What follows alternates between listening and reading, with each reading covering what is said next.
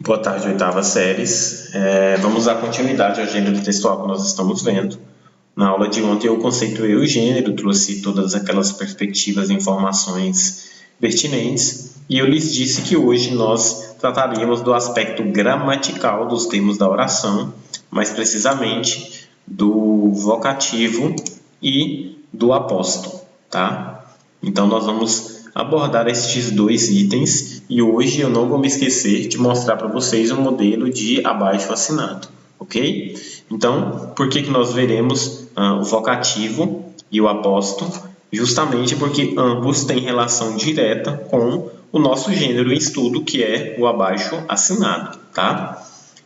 Como eu trouxe na estrutura de ontem, vocês viram que o vocativo faz parte do abaixo assinado e você precisa saber identificá-lo e usá-lo. E eu já adianto que é bem simples, não é difícil, tá? Então vamos partir do princípio do vocativo. O que é o vocativo? Né? Primeira coisa, a quem ele se dirige? Né? Ele se dirige ao interlocutor. E caso você não se lembre quem é interlocutor, eu já coloquei um balãozinho aqui, ó. Interlocutores são as pessoas que participam do processo de interação que se dá por meio da linguagem. Ou seja, interlocutor são todas as pessoas que participam do discurso, que participam do diálogo. Então, o vocativo se dirige a quem? As pessoas que participam da fala, do diálogo, ok? Esse é o interlocutor. Por exemplo, eu tenho duas frases aqui, ó. Quantos anos você tem, Maria? E digo mais, José, tuas atitudes são boas. Então, na primeira você vai perceber que o vocativo é Maria. Por que o vocativo é Maria? Porque o vocativo é aquela palavrinha, aquele item a que eu me refiro, geralmente, né, vai ser uma pessoa, mas como eu disse também pode ser um pronome de tratamento, né? Lembra que eu ainda dei o exemplo dos ministros que usam Vossa Senhoria, Vossa Excelência, né? Mas geralmente você vai se dirigir, né, vai utilizar o vocativo por nome ou como o exemplo que vocês vão ver no abaixo assinado, né? Geralmente utiliza-se também o pronome de tratamento senhor. Por exemplo, você vai fazer um abaixo assinado para o diretor da escola, né? Senhor, então você vai se referir a ele, senhor diretor, né? Vocativo aí, senhor, né? Diretor. Então você tem aqui a frase, olha que curioso. Nessa frase o vocativo ele está no final, né? Quantos anos você tem, Maria?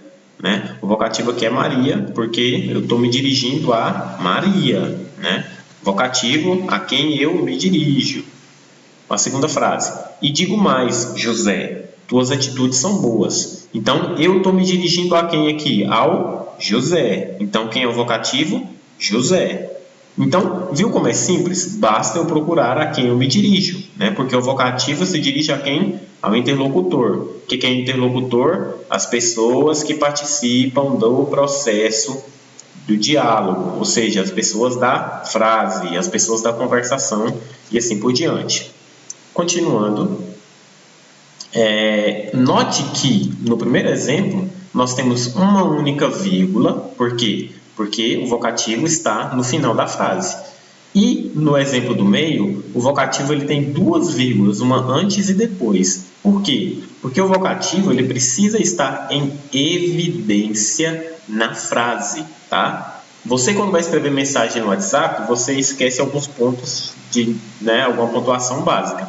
Por exemplo, você manda bom dia, professor, tudo junto, sem nenhuma vírgula, sem nenhum ponto, sem nada. O correto seria o quê? Bom dia, vírgula, professor. Por quê? Porque professor é o vocativo. É quem o vocativo se dirige ao interlocutor. Quem é o interlocutor? O professor. Né? Então, deveria ser bom dia, vírgula, professor. Por quê? Porque o vocativo precisa estar em evidência. Ok? Lembre sempre, o vocativo está em evidência. Note aqui um exemplo. Meu irmão Carlos é o melhor atleta. Né? Ó, meu irmão, vírgula, Carlos é o melhor atleta. Então, a palavrinha aqui, Carlos, né, ela Por que eu coloquei esse exemplo aqui? E note que ele está entre duas vírgulas, né? Conforme tem que ser, porque ele está no meio da frase. Então, aqui ele está em exposição, né? Ele está em evidência. Só que aqui há uma redundância, tá? Que redundância é essa? Porque ele já diz, ó, meu irmão Carlos, né, é o melhor atleta. Então, meu irmão, né, Carlos aqui, ele já está dando uma redundância, ele já está falando da mesma pessoa duas vezes, né? Ele explica o termo já mencionado, ó, meu irmão, vírgula, Carlos é o melhor atleta. O que acontece aqui, então? Eu coloquei esse exemplo aqui para que vocês vejam que há uma diferença, né? Como eu disse, nós vamos falar sobre vocativo e apóstrofo, né? Então, você vai perceber que há uma diferença muito clara entre o vocativo e o apóstrofo, que eu não falei ainda, mas você é esperto e já deve ter compreendido essa diferença gritante. Logo mais à frente você vai perceber ela, porque eu falarei. Então, o que é o apóstrofo? O apóstrofo, ele explica, ele resume, ele enumera ou ele especifica um termo já citado na oração. Então, olha só, o vocativo, ele expõe o interlocutor, né? Porque ele se dirige ao interlocutor. Já o apóstrofo, ele é meio que a redundância, ele se refere a algo que já foi citado. Por isso que no exemplo anterior aqui, como eu disse para você, né, você foi sagaz e percebeu, a diferença é clara. Por quê? Porque nos dois exemplos que eu dei aqui de vocativo, você não tem essa dupla referência ao interlocutor. Você tem somente o vocativo, né? Aqui não. No apóstolo é diferente. No apóstolo você tem o apóstolo e tem a referência clara, né? Ele explica o termo que já foi mencionado. Ou seja, ele é tipo aquele professor que explica a matéria 10 vezes, né? Para que você entenda. O apóstolo é mais ou menos isso. Olha só a diferença. Normalmente ele vem entre vírgulas, traços ou depois de dois pontos. Então note, ele vem entre vírgulas, como é o exemplo aqui, ó, tá? Ele vem em traços, né, depois de traço ou depois de dois pontos. Por quê? Porque ele vai reforçar o termo que já foi citado na oração, ok? Olha só, tenho dois exemplos aqui bem claros para que você veja. João, amigo da família de José, é gentil. Então, olha só, João, amigo da família de José. Então, João, amigo, né? Olha só, João, o amigo. Então, você tem João, o vocativo, e ele se torna um apóstolo justamente porque aqui na frente ele diz, ó, que esse João é um amigo. Então, esse amigo aqui faz referência direta a quem? Ao João. Se eu faço referência a um termo já citado, esse termo se chama o quê? Apóstolo. O outro exemplo que eu tenho aqui, ó. As flores, cores da vida, encantam a natureza. Então, olha só. As flores, cores da vida, encantam a natureza.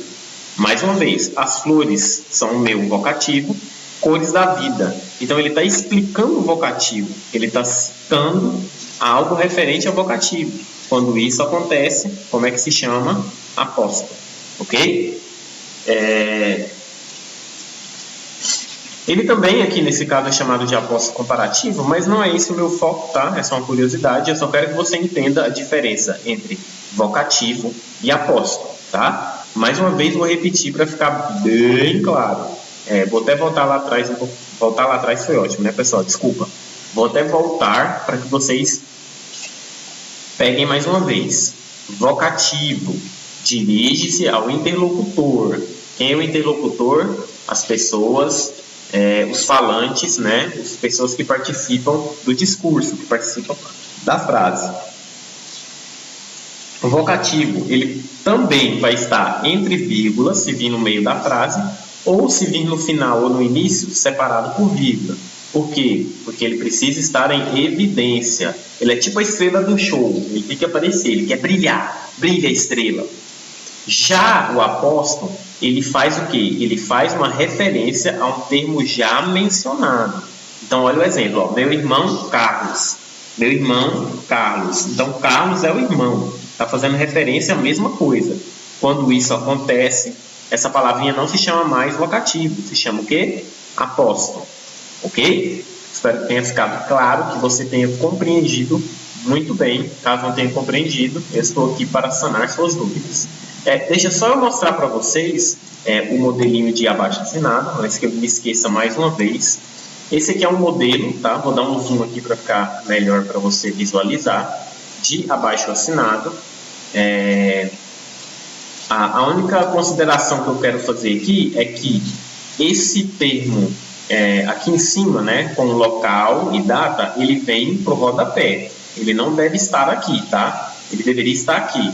Eu ia fazer um joguinho, perguntar para você o que há de errado aqui, mas infelizmente não vai dar tempo, né? Então, já para ficar claro, o erro aqui está justamente nisso.